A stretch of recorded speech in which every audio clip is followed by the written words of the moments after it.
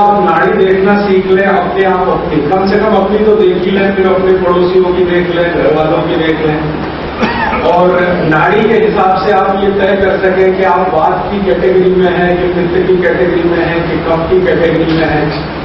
और नाड़ी का संबंध जो है ना पूरे शरीर से है। तो 2-3 अंतर संबंध मैं आपको सिखाना चाहता हूँ, बताना चाहता हूँ। जैसे नाड़ी अगर आपने देखी तो टेम्परेचर आप तय कर सकते हैं कि इतना होगा, आपके शरीर का तापमान इतना होगा, बिना थर्मामीटर लगाए। थर्मामीटर की कोई जरूरत नहीं, और थर्मामीटर उतना एक्यूरेट नहीं है जितना आपका हाथ। थर्मामीटर डेड है, मरा हुआ है, और हाथ जीवित है, इसमें स्पंदन है, जीवन है। तो हाथ से नाड़ी की परीक्षा करेंगे तो तापमान एक्यूरेट आएगा। जैसे घर में किसी को बुखार आ गया तो आप नाड़ी चेक कर लो, देख लो थर्मामीटर है तो नहीं है, तो आप तुरंत तय कर लेंगे बुखार इतना होना चाहिए। फिर इतना बुखार है तो क्या दवा होनी चाहिए।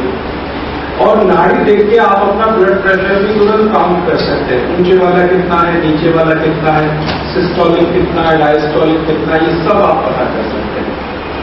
और मैं कुछ 8-10 प्रकार की नाड़ियां बताऊंगा। वैसे तो बहुत प्रकार हैं, लेकिन आपको जितना समझ में आ सके, कम कंफ्यूजन हो, सरल भाषा हो। हालांकि नाड़ी सबसे जटिल शास्त्र है आयुर्वेद में, दवाओं के बाद, मैंने दवाओं से भी ज्यादा जटिल शास्त्र है, बहुत जटिलता है इसमें। फिर भी थोड़ी सरल आसान भाषा। तो कल एक सत्र फिर होगा, और कल मान लीजिए आखिरी सत्र होगा। नाड़ी देखेंगे या नाड़ी सीखेंगे, और उसके बाद उसकी मदद से कुछ और चिकित्सा के बारे में बात होगी। और आज आपको नाड़ी विज्ञान, नाड़ी परीक्षा, उसके शरीर में क्या महत्व है, उस पर बात करनी है। मैंने आपको 11 दिन में जो भी कुछ सिखाने की कोशिश की, उसमें एक जानकारी आज देना चाहता हूँ कि मैंने आपको उल्टा सिखाया थोड़ा। उल्टा से मतलब भागवत जी के हिसाब से ये सबसे पहले सीखना चाहिए, जो आज बात हो रही है ये सबसे पहले सीखना चाहिए। लेकिन मुझे ऐसा लगता है कि जो फंक्शनल नॉलेज है और एक थ्योरेटिकल नॉलेज है, तो फंक्शनल नॉलेज हमेशा इंटरेस्टिंग होती है, उसमें रोचकता होती है, और इसके कारण से अपना चित्त उसमें लगता है। थ्योरेटिकल नॉलेज थोड़ी बोरिंग होती है, अभी थोड़ी देर में आपको समझ में आ जाएगा। तो थ्योरेटिकल थोड़ा बाद में सीखना, पहले फंक्शनल सीखना, तो मन में पहले इंटरेस्ट पैदा हो जाए, विषय के प्रति रुचि पैदा हो जाए, फिर सीखने की चाह बढ़ जाए। इसलिए मैंने थोड़ा उल्टा सिखाया। वरना भागवत जी के क्रम में ये नाड़ी परीक्षा पहले ही अध्याय में है, और पहले अध्याय में से मैंने थोड़ी बात लेके उसको छोड़ दिया, जानबूझ के इसको बाद में बात करें। तो चलते हैं नाड़ी विज्ञान पे। नाड़ी के बारे में सबसे पहले छोटी सी जानकारी कि नाड़ी है क्या। आपके शरीर में आपने बार-बार सुना है 3 नाड़ियां हैं, एक गिरा है, एक पेगुला है, एक सुषुम्ना है। इसको दूसरे नामों से कहते हैं, एक सूर्य नाड़ी है, एक चंद्र नाड़ी है, और एक मध्य नाड़ी। तो ये सूर्य नाड़ी, चंद्र नाड़ी, मध्य नाड़ी, ये शरीर के लगभग हर अंगों में उपस्थित है अपने अपने प्रभाव से। इनके अपने अपने प्रभाव हैं। शरीर के हर अंग में इनका अपना असर है। जब जरूरत पड़ती है तो ये नाड़ियां बढ़ती हैं, कम होती हैं। इनके माध्यम से ही जीव का माने संचालन होता है, शरीर के जीव का संचालन होता है, प्राण का संचालन होता है नाड़ियों के माध्यम से। आपने योग में एक शब्द सुना होगा, नाड़ी शोधन प्राणायाम। सुना है नाड़ी शोधन? इसका मतलब है कि नाड़ियों को शुद्ध करते हुए ऐसे प्राणायाम, नाड़ी शोधन प्राणायाम। ये नाड़ियां हैं तो सूक्ष्म लेकिन बड़ी कीमती हैं, बहुत काम की है, इनके बिना जीवन नहीं चलता। तो इसलिए इनकी शुद्धि रहे तो आप स्वस्थ हैं। लेकिन इनमें कोई विकृति है तो आप अस्वस्थ हैं। अब हम अस्वस्थ हैं तो पता कर ले भाई कितने अस्वस्थ हैं, कितने स्वस्थ हैं, क्या करें क्या करें। इस दृष्टि से परीक्षा होती है। तो नाड़ी परीक्षा वैसे पेशेंट को सीखने की जरूरत नहीं है, लेकिन मैं नहीं चाहता कि आप पेशेंट बने, आप खुद डॉक्टर बने। हमारी तो टारगेट है कि आप जितने लोग यहाँ हैं, कल से ही परसों से ही आप ये काम शुरू कर दें। तो इसलिए आपको सिखाना है। तो नाड़ी चलती कैसे है मैं एक बार बात कर चुका हूँ।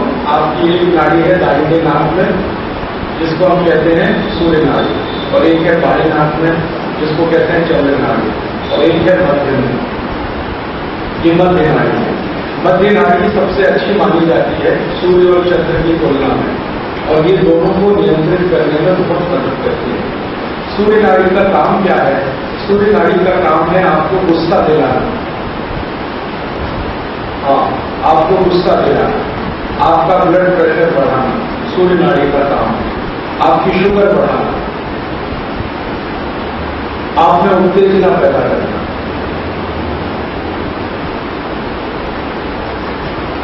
अब आप जितने खराब शब्द जानते हैं अपने जीवन में, सब जान लीजिए ये सूर्य नाड़ी है। लेकिन ये भी चाहिए, खराबी भी चाहिए। पार्वती जी ये कहते हैं कि खराबी नहीं होगी शरीर में तो जीवन नहीं, खराबी भी चाहिए लेकिन नियम है।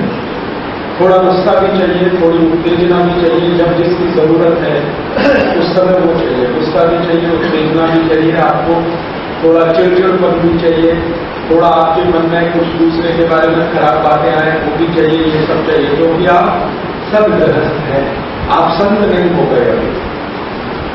संतों के लिए ये लीजिए, साधुओं के लिए ये लीजिए। साधुओं के दिल से कभी भी किसी के बारे में कुछ ऐसी बात न निकले जो खराब है, उनको सूर्य नाड़ी बिल्कुल नहीं चाहिए, ऐसा मान लीजिए। साधु संत ब्रह्मचारी वगैरह वगैरह जितने लोग हैं उनको नहीं चाहिए। इनकी जिंदगी में चंद्र नाड़ी ही महत्व होती है। लेकिन आपके लिए चंद्र नाड़ी सारी महत्व की नहीं, सूर्य नाड़ी की महत्व होती है।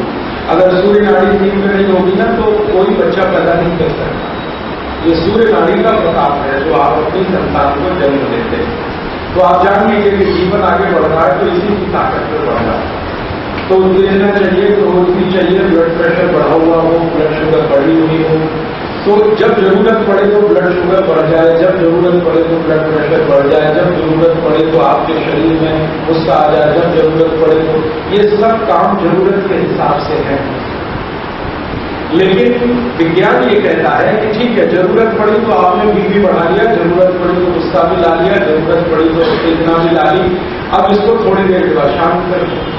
ये हर समय नहीं चाहिए, शांत हो जाना चाहिए। आपके शरीर में ऐसी व्यवस्था बनी हुई है इन नाड़ियों की मदद से कि जरूरत के हिसाब से आपको ये सब चीजें आती हैं और फिर अपने आप शांत हो जाती है। माने ज्यादा देर टिकता नहीं है कुछ भी, गुस्सा ज्यादा देर टिकेगा नहीं, उत्तेजना ज्यादा देर टिकेगी नहीं, चिड़चिड़पन ज्यादा देर टिकेगा नहीं, दूसरे के प्रति मन में घृणा, दूसरे के प्रति मन में खराब विचार ज्यादा देर टिकेंगे नहीं, थोड़ी देर रहेंगे फिर उसके बाद शांत होंगे। तो यही अच्छा है, इसी को आइडियल कहा जाता है। आप कोई भी काम करते हैं ना, कोई भी काम करें तो बीपी बढ़ता ही है, वो तो होने ही वाला है। आप कुछ भी काम करें, मेहनत का करें तो बीपी बढ़ने ही वाला है। फिर इतना है कि काम खत्म होते ही उसको शांत हो जाना चाहिए। जो ब्लड प्रेशर के मरीज होते हैं उनका बीपी बढ़ता तो है फिर शांत नहीं होता, ये है समस्या। तो उनको जो गोलियां दी जाती हैं, दवाएं दी जाती हैं, जो उनको ट्रीटमेंट दिया जाता है इस बात के लिए कि भाई बीपी बढ़ता है, जब जरूरत तो बढ़ने दो, फिर उसके बाद तो शांत भी होना चाहिए। ये है। शुगर बढ़ती है, सबकी शुगर बढ़ती है। कोई भी समय पर आप जब कोई काम करने के लिए तैयारी करेंगे तो शुगर भी बढ़ेगी, ग्लूकोज लेवल बढ़ेगा, ये तो एनर्जी नहीं मिलेगी, शुगर बढ़ेगी, फिर थोड़ी देर बाद तो कम भी होनी चाहिए। बीपी बढ़ेगा फिर थोड़ी देर बाद कम भी होना चाहिए। तो ये सारा किस्सा, शुगर बढ़े कम हो जाए, बीपी बढ़े कम हो जाए, ये सब जिस नाड़ी से संचालित है उसी को सूर्य नाड़ी कहते हैं। इसकी बहुत जरूरत है, मैंने आपको समझा दिया, जीवन इसी से चलता है। फिर इसके विपरीत है चंद्र नाड़ी। चंद्र नाड़ी वो है जो आपको कल्पनाशीलता सिखाती है, कल्पनाएं आप करते हैं, इमेजिनेशन। आप में प्रेम, वात्सल्य, करुणा, दया, ममता, ये सारे गुण पैदा है, ये चंद्र नाड़ी। आप में कल्पनाशीलता होगी, इमेजिनेशन होगा, आप में इंटेलिजेंसी है, बहुत आप ब्रिलियंट हैं, बहुत होशियार हैं, ये सारे गुण। आप बहुत ईमानदार हैं, आप हमेशा सच बोलते हैं, कभी भी दूसरे की बुराई नहीं करते हैं, दूसरे की बुराई सोचते भी नहीं है, करना तो दूर की बात है। तो आप समझ लीजिए चंद्र नाड़ी के प्रभाव में है। अब मनुष्यों का स्वभाव होता है ना, तो हम नाड़ियों के हिसाब से स्वभाव का वर्गीकरण करते हैं। हम माने जो भी चिकित्सा करने वाले लोग कि भाई आदमी चंद्र नाड़ी वाला है कि सूर्य वाला है, तो बात इसीलिए की जाती है। पेशेंट से हम बात करते हैं, फिर पता करते हैं, बात में पूरी नहीं समझ में आई तो उसकी आंखें देखते हैं, सबसे ज्यादा देर हम लोग लगाते हैं आंखें देखने में, फिर आंखों से पता करते हैं कि भाई ये किस कैटेगरी वाला है, ये चंद्र वाला है कि सूर्य वाला है। आंखें कभी झूठ नहीं बोलती और आंखों से कोई बच नहीं सकता। इसलिए दुनिया के हर देश में अब आंखों के ही परीक्षण होने लगे। एयरपोर्ट को उतरो तो पहले आंख देखो कैमरे, क्योंकि ये झूठ नहीं बोल सकते। कई बार मुंह में झूठ बोल देता है, ये झूठ बोलते, तो आंखों से देखते हैं। बागवती जी कहते हैं कि परीक्षण जो है कई स्तर पर होता है। तो पहले ये परीक्षण करो कि ये चंद्र वाला है या सूर्य वाला। तो जैसे ही हम तय कर लेते हैं कि ये चंद्र वाला या सूर्य वाला, तुरंत दवाओं का क्लासिफिकेशन हो जाता है एक झटके कि ये दवाएं इसके काम आएंगी ये नहीं आएंगी। सूर्य नाड़ी की दवाएं हैं, चंद्र नाड़ी की दवाएं हैं। तो दवाओं का सिलेक्शन हो गया। हजारों दवाओं में से अब निश्चित हो गया कि इतनी इसमें इतनी इसमें। फिर थोड़ी देर के बाद हम स्वभाव की जानकारी लेते हैं, तो फाइनल लेवल पर पहुंचते हैं। तो दवाएं हमारे लिए सिलेक्शन कम होता जाता है और अंत में जाकर 2 या 3 दवाएं बचती हैं। तो हम कहते हैं ये आपको लेना या ये आपको करना। तो ये सारी दवाओं का खेल नाड़ियों से ही संचालित है। तो आपके शरीर में एक सूर्य नाड़ी, एक चंद्र नाड़ी और एक मध्य नाड़ी। मध्य नाड़ी दोनों के बीच की है और चंद्र और सूर्य का मैंने जानकारी दे दिया। मध्य नाड़ी वाले जो पेशेंट होते हैं वो ना ज्यादा गुस्सा करेंगे, ना ज्यादा किसी को प्रेम करेंगे, ना उनको बहुत उत्तेजना आएगी, ना बहुत शांत रहेंगे, ना वो किसी को बहुत घृणा करेंगे और ना किसी की मदद ज्यादा करेंगे। वो बीच वाले हैं। मध्य माने बीच का रास्ता, ना वो लेफ्ट होंगे ना वो राइट होंगे, बीच वाले।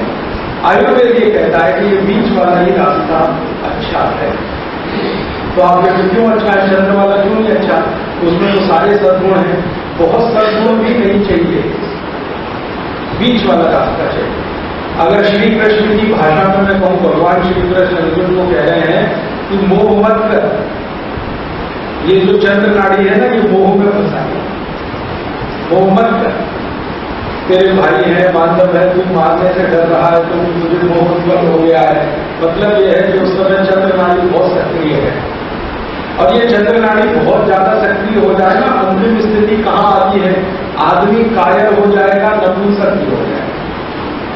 जब चंद्र नाड़ी एक्सट्रीम हो जाएगी, बिल्कुल कायरता आ जाएगी, बिल्कुल नपुंसकता आ जाएगी, फिर बड़ी मुश्किल होती है दवा करने इलाज करने। तो बहुत ज्यादा उधर भी नहीं जाना है, चंद्र की तरफ, बहुत ज्यादा सूर्य की तरफ भी नहीं जाना है, बीच में रहना। तो आप कोशिश करिए कि आपकी नाड़ी मध्य रहे, तो सब चीजें आपकी जिंदगी में संतुलित हों, सब चीजें संतुलित हों। तो संतुलित जीवन ही भारत का आदर्श है। यहां देखिए, भारत में किसी भी ऋषि मुनि ने, किसी भी शास्त्र ने संपूर्ण त्याग की बात नहीं कही सदगृहस्थों के लिए, आपके लिए। वो कहते त्याग भी करो जीवन में, सब भोग ही मत करो, लेकिन भोग करो तो त्याग पूर्वक करो। आपको सुन के हैरानी होगी, इस देश के सभी शास्त्र ये कहते हैं भोग से छुट्टी नहीं है, भोग तो करना ही है, बस त्याग पूर्वक करना, माने मध्य में रहो। सिर्फ भोग में बन जाओ, सिर्फ त्याग पूर्वक भोग करो। वो आपने सुना, ईशावास्यम इदम सर्वम यत्किंच जगत्याम जगत्तेन त्यक्तेन भूतिहा मां हृदय कस्य।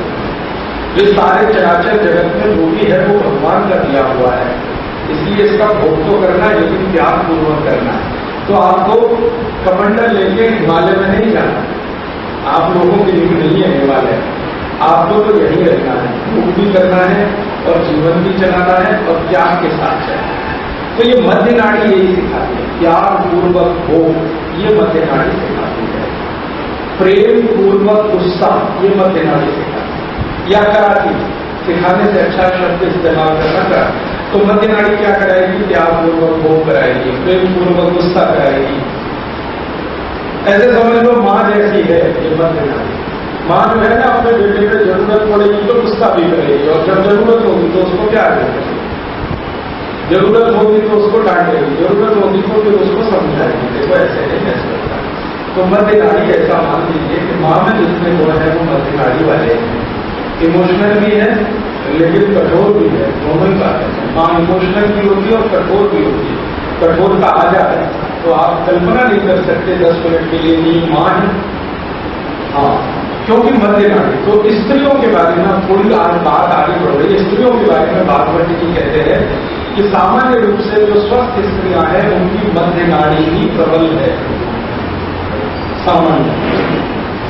और सामान्य रूप से जो पुरुष हैं उनकी सूर्य नाड़ी प्रबल है, सामान्य रूप से। ये नेचर में है। अब ये क्यों है इसका कोई एक्सप्लेनेशन नहीं है। सामान्य रूप से पुरुषों की सूर्य नाड़ी प्रबल है और सामान्य रूप से बच्चों की चंद्र नाड़ी प्रबल है। बच्चों में आप देखिए इमेजिनेशन सबसे ज्यादा। ये अलग है कि उनके पास शब्दों की कमी है, उसको व्यक्त नहीं कर पाते, लेकिन आप इमेजिनेशन करवाना है तो बच्चों से करवाते देखिए। तो बच्चे सामान्य रूप से चंद्र नाड़ी के प्रभाव में हैं, बड़े सामान्य रूप से सूर्य के प्रभाव में है, स्त्रियां सामान्य रूप से मध्य नाड़ी के प्रभाव में हैं। अब इसको बात के कफ में जरा ले जाए। बच्चों के बारे में मैंने कहा था वो कफ प्रधान है, ठीक है। तो जिनकी चंद्र नाड़ी है प्रबल वो कफ प्रधान ही होंगे, जिनकी सूर्य नाड़ी है प्रबल वो पित्त प्रधान होंगे। गुस्सा है, झगड़ा है, मारामारी है, गालियां बकना है, ये सब सूर्य नाड़ी का प्रभाव है। तो ये सब पित्त वाले होंगे। अब वात वाले कहां जाएंगे? ये लगभग बीच में रहेंगे, मध्य नाड़ी के नजदीक वाले वात।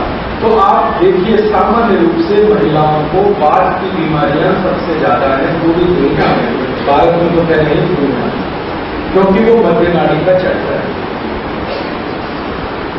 पुरुषों को पित्त की बीमारियां सबसे ज्यादा और बच्चों को कम। तो अब ये किस्सा यहां थोड़ी देर के लिए विराम करते हैं, आगे बढ़ते हैं। अब ये नाड़ी को पहचाने कैसे की? तो एक तरीका तो मैंने बोल दिया कि आपकी नाड़ी कौन सी चल रही है, कब प्रबल है कौन सी, तो आप उंगली रखो नाक के नीचे, देखो कौन सी नाड़ी चल रही है। तो जहां से तेज हवा आ रही है और जा रही है बस समझ लो वो नाड़ी चल रही है। तो आइदर राइट और लेफ्ट चल रही हो। चलने का काम भी कोई करते हैं, मध्य नाड़ी इसलिए मानी जाती है, चलायमान नहीं। तो आप नाक से कर सकते हैं।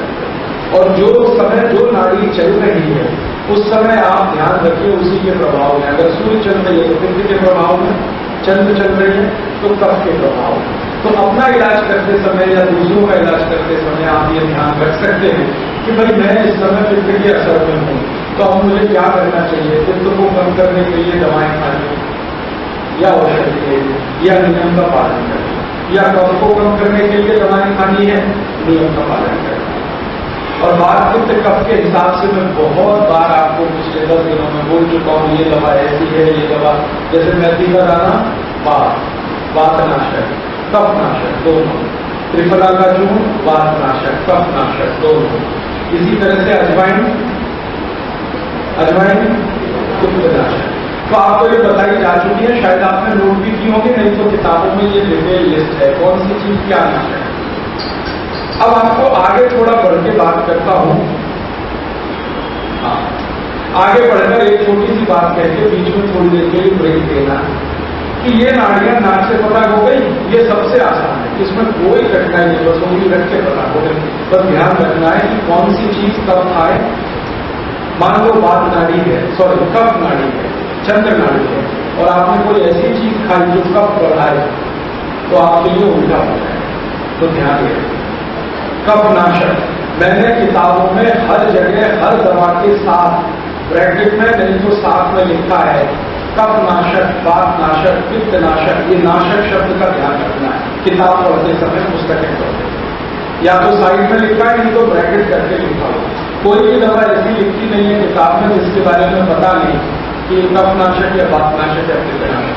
तो नाड़ी के बारे में इतना ध्यान रखना है कि जो चल रही है उसकी उल्टी दवा, नाड़ी चल रही है चंद्रमा की, तो ध्यान रखो कि इसको कंट्रोल करने के लिए दवा लेनी है आपको।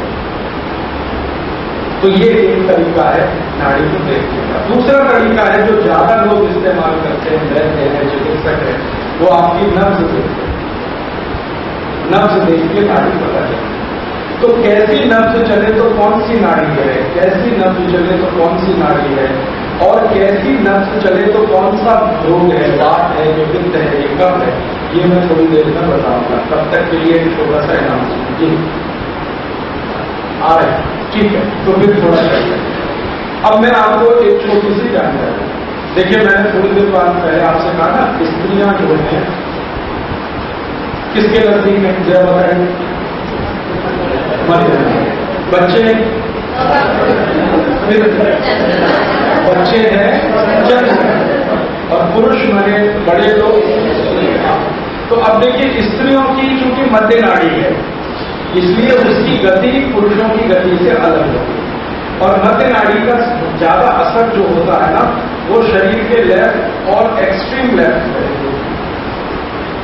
और एक्सट्रीम लेफ्ट असर है उसका, वो ब्रेन से कनेक्टेड है। तो माना यह जाता है कि स्त्रियों की नाड़ी परीक्षा जब की जाती है तो उनका बायां हाथ देखना, क्योंकि वो मध्य और मध्य के आगे वाले हिस्से में आते हैं। और पुरुषों की सूर्य नाड़ी के प्रताप में तो उनको दायां हाथ देखना। तो कभी पुरुष की नाड़ी देखनी है हाथ लगा के तो दाहिने हाथ को ही पकड़ना है, और स्त्री की देखनी है तो बाएं। घर के लोगों के साथ करिए, छोटे बच्चों के साथ करिए, जैसे भी मिले इसका अभ्यास करते रहिए। दिन में 15-20 मिनट भी अभ्यास किया तो 8-10 दिन में बराबर आप इस पे हाथ रखिए और गिनना शुरू कर देंगे। अब आगे से पित्त की तरफ वापस बढ़ो, बाद पित्त कफ की तरफ चलते, नाड़ी में आपने हाथ रखा, उंगलियां रखी, अब आपने स्पंदन महसूस करना शुरू किया। अब इसको गिनना है, गिनने से सब चीजें तय होती, गिनना है। तो क्या गिनना है? धड़कन कितनी है। तो आप जब गिनेंगे ना तो सबसे अच्छी गिनती आएगी बीच की उंगली पे, हमेशा इस पे ध्यान रखें। सबसे अच्छी गिनती आगे और पीछे वाली उंगली पे कम आएगी, लेकिन बीच वाली पे सबसे अच्छी आएगी। तो मध्य नाड़ी है, आप समझ लो, बीच वाली मध्य नाड़ी की ही गिनती सबसे अच्छे तरीके से काउंट होती है। और अगर ये काउंटिंग आपने सीख ली तो आपने आधा जग जीत लिया, ऐसा समझ। अब इसकी काउंटिंग कैसे करनी है? 1 मिनट में आपको इसकी धड़कन कितनी है, ये चल कितनी हो गई, धड़क रही है, एक ऊपर नीचे ऊपर नीचे ऊपर नीचे, 1 मिनट। तो 1 मिनट में आप इसको गिनना सीखिए। तो आप बोलेंगे अब ये कैसे गिनी जाएगी?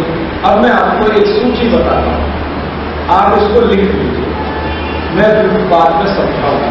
1 मिनट में कितनी चलनी चाहिए? अगर 1 मिनट में इतनी चलनी चाहिए तो वो व्यक्ति स्वस्थ है, नहीं है तो वो अस्वस्थ है। तो अब मैं बात करता हूं, बच्चों से शुरू करता हूं।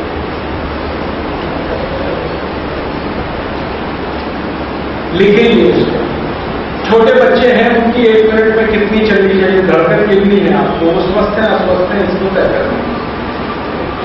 अब गर्भस्थ शिशु है जो मां के पेट में है, उसकी भी नाड़ी परीक्षा होती है मां की मदद से, मां की मदद से। तो अगर गर्भ का बच्चा है, उसके स्पंदन सुनने हैं, उसकी धड़कन गिरनी है और उसको हम माने कि वो स्वस्थ है, तो उसकी 1 मिनट में 140 से 150 धड़कन स्पंदन, 140 से 150 1 मिनट, जो मां के गर्भ में है बच्चा। आप चाहें तो गिन लीजिए, मां की नाड़ी पे हाथ रखिए, जो गर्भावस्था में आपको ये गिनती आई जाएगी 1 मिनट में 140 150। गर्भस्थ शिशु जन्म ले लिया, जैसे ही जन्म लेगा तो ये स्पंदन घटता है, हर समय ये घटता ही रहता है, सबसे ज्यादा है 140 150। अब आगे की जिंदगी में ये कम ही होता जाएगा। तो जन्म लेते ही पहले दिन का शिशु वो तो ऑपरेटर से है, तो मैं अभी दिखाता हूँ करके कैसे नापते हैं। है कोई डॉक्टर? ब्लड प्रेशर चेक करने का यंत्र है तो मांग के लाओ, देगा। या उसको बोलो, डॉक्टर को बोलो कि सबको सिखाने का है। आजकल क्या हुआ है, एक इलेक्ट्रॉनिक उपकरण आ गया है, मुश्किल से 100-125 रुपए का आता है, तो वो एकदम सीधे बताता है, डिस्प्ले सीधे आ जाता है। आप उसको लगाओ, पट्टी बांधो और पंप करो हवा, तो वो सीधे बता देता है कि आपका उच्च रक्तचाप इतना है, दबाओ, निम्न रक्तचाप दबाओ, 1 ही सेकंड में बता देता है। तो वो आप चाहो तो खरीद के घर में रख लो, 125 रुपए का है। वो यही कहते हैं ब्लड प्रेशर नापने का यंत्र, बीपी ऑपरेटस कहो उसको, ऑपरेटस यंत्र, ब्लड प्रेशर नापने का यंत्र। उसमें ऊपर लिखा रहता है एक डायस्टोलिक माने हाई, सिस्टोलिक लो, ऐसा उसमें लिख के आता है। 72 से 74 सामान्य है। नहीं, वो मत जाइए उसमें, 90 का कैलकुलेशन मत करिए, इसमें कंफ्यूजन होगा। आप सीधे नाड़ी की गिनती करिए। 1 मिनट में 72, 74, 75 तक है तो सामान्य है, 80 के ऊपर है तो हाई है, और 72 के नीचे है तो लो है। नाड़ी गिन लीजिए, ये सबसे सरल है, यंत्र से भी सरल है। और यंत्र कई बार खराब हुआ तो धोखा देता है, नाड़ी किसी की धोखा नहीं देते। तो नाड़ी पकड़ना सीख लीजिए, धीरे धीरे अपना पकड़ते रहिए। पहले तो आपको तलाशने में तकलीफ आएगी, है कहाँ, तो कभी यहाँ रख के देखिए, कभी यहाँ रख के देखिए। सामान्य रूप से ये है, मैं जहाँ हाथ रखा हूँ, 3 उंगली मेरी रखी है, ये जगह पर सबकी नाड़ी है, राइट की ही देखनी चाहिए। ये है, देखिए मेरी उंगली यहाँ रखी है, आप खुद टच करके देखिए ना, पंपिंग है रही है, वही आपकी नहीं। तो इसको गिन लीजिए, सरल माहिती दे रहा हूँ, ये कभी झूठ नहीं बोलते। पेशेंट झूठ बोलेगा, ये नहीं झूठ बोलते। हाँ, तब नहीं, 10 मिनट बैठने दीजिए, फिर उसको कहिए कि आप दिखाओ। तो अगर आपने ये देख लिया 72 से 75 है तो सामान्य, 80 के ऊपर तो हाई ब्लड प्रेशर, 72 के नीचे तो लो, बढ़ जाता है। घबरा रहा है तो वो खुद ही बताएगा, नहीं मिला, नहीं मिला, ये है, ये जो दिख रहा है ना, यही हर एक को है ये। तो आप जो है नाड़ी से देख के चेक करेंगे ना तो धोखा नहीं आता, लेकिन वो इंस्ट्रूमेंट धोखा देता है। कई बार खराब हो गया तो 320 बीपी दिखा देता है, 320 में आदमी मर जाता है, लेकिन वो दिखा देता है कि आपका 320 है। अभी मेरा हुआ था बंबई में, मैं मेरे एक दोस्त के घर में बैठा था, वो डॉक्टर है, तो उसने नया नया लाया, उसने कहा राजीव भाई मैं खरीद के लाया अभी। मैंने कहा चलो मैं मेरा चेक करता हूं, तो मैंने मेरे को लगाया तो हाई बीपी मेरा 320 आया, आना चाहिए 140, आ गया 320। अब वो तो कहे यार क्या हो रहा है तुमको, अभी एडमिट करना पड़ेगा आईसीयू। मैंने कहा तुम चुपचाप बैठो, मुझे कुछ नहीं हो रहा है। तो फिर कहने लगा कैसे, मैंने कहा पल्स देखो मेरी, तो पल्स निकाला तो 74। तो मैंने कहा अभी समझ में आया, ये इंस्ट्रूमेंट गलती कर देता है, नाड़ी कभी गलती नहीं करती, तो इसलिए नाड़ी देखना सबसे अच्छा है। माने यंत्र गलती कर देता है, आपका हाथ गलती नहीं करेगा क्योंकि यंत्र डेड है, आपका हाथ जीवित है। तो आपने नाड़ी का कैलकुलेशन कर लिया, अब इससे आप मापेंगे ब्लड का प्रेशर, बीपी हाई है, बीपी लो है। ब्लड प्रेशर के बाद क्या आएगा, ब्लड प्रेशर के बाद आप तय करेंगे कि ये आदमी किस कैटेगरी में जाएगा, ये वात वाला है, ये पित्त में चला गया या ये कफ में आ गया। उसके बाद आप चिकित्सा कर पाएंगे परफेक्ट, थोड़ी अच्छी, बेहतर। तो ये हुआ कैलकुलेशन 1 मिनट का। अब जरा आगे चले कि 1 मिनट में अगर नाड़ी इतनी है तो फिर हमारे टेम्परेचर की स्थिति जरा देखिए, माफ करिए, ब्लड प्रेशर के पहले टेम्परेचर देखिए, तापमान, बुखार आया है नहीं आया है। तो आपको मैंने कैलकुलेशन दिए, मान लो नाड़ी 60 है, 1 मिनट में 60, ठीक है। तो आप करके देखना, आज ही करके देखना, आपके घर में थर्मामीटर होगा। नाड़ी अगर 60 है तो टेम्परेचर 98 डिग्री फ़ारेनहाइट ही होगा। अगर नाड़ी 1 मिनट में 60 टाइम्स चल रही है, धड़क रही है, तो बॉडी टेम्परेचर से माने इंटरनल बॉडी टेम्परेचर, बिना थर्मामीटर के आप कह सकते हैं कि ये 98 डिग्री फ़ारेनहाइट होगा। और 60 के नीचे है, मान लो 50 है, 40 है, तो समझ लेना टेम्परेचर कम ही होगा, शरीर ठंडा होगा। और शरीर ठंडा हो तो मुश्किल आती है, इसलिए ध्यान रखना है कि नाड़ी जो है 98 डिग्री फ़ारेनहाइट के आसपास, माने कम से कम 60 तो रहेगी, 98 डिग्री फ़ारेनहाइट। अब अगर टेम्परेचर बढ़ना है तो नाड़ी भी बढ़ेगी, टेम्परेचर घटना है तो नाड़ी घटेगी। टेम्परेचर नाड़ी का सीधा संबंध है। कि अगर नाड़ी में 1 मिनट में स्पंदन कम हो रहे हैं तो टेम्परेचर कम होगा, स्पंदन ज्यादा है तो टेम्परेचर बढ़ेगा। अब 60 के आगे चले जाओ, 80 घंटे धड़क रही है